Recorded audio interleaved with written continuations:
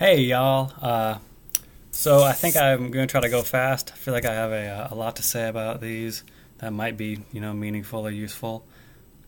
So the first app that I got was Google Fit, and I'm already in the Google infrastructure. I have a Gmail account and a Google Pixel and a Chromebook, so it just made sense. So here's kind of what that looks like. You can see the interface is really white, which Google loves doing, which to me, makes it kind of hard to look at.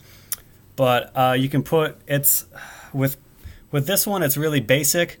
It's very just put in your height, weight, and then you're tracking things like calories and miles, like that you walked or something like that.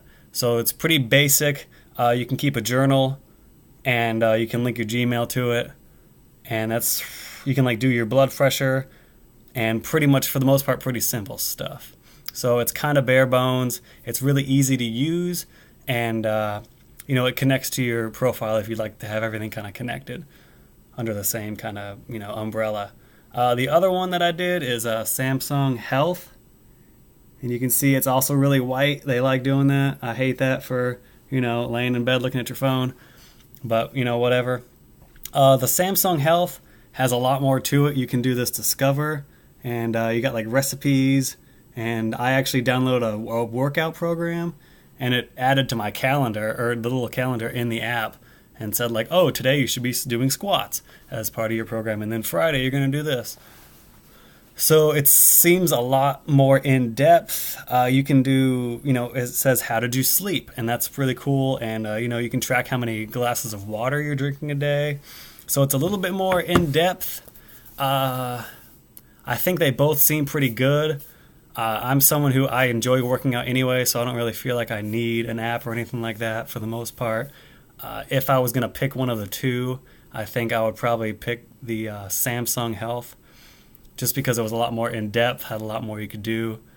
I think it's good. They're both really easy to use. I think it's showing that when it comes to working out, a lot of people have excuses and stuff, and it's maybe these companies are giving them one less excuse. It's like, well, our app's really easy to use, so you can't necessarily use that as an excuse. I don't understand how to use the app or anything like that. I would say that Google Fit seems like it's maybe more for someone who's casual. I mean, not to sound like a tool or anything, but if you're logging a walk as your main sources of activity, then you're probably not someone who's super interested in working out and stuff anyways. And yeah, that's really about it. I think the Samsung Health is probably for someone who's a little bit more serious, who like the Fitbit user or something like that. It has a lot more to it. That's probably the one that I would recommend.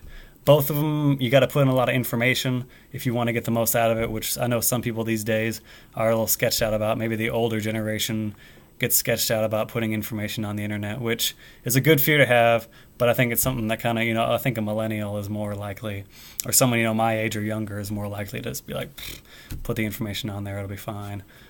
So I think, they both seem like good apps, but I think maybe the Samsung's for the younger audience and a little more serious, while Google is more for the, maybe the more casual, maybe someone who's not super technologically proficient.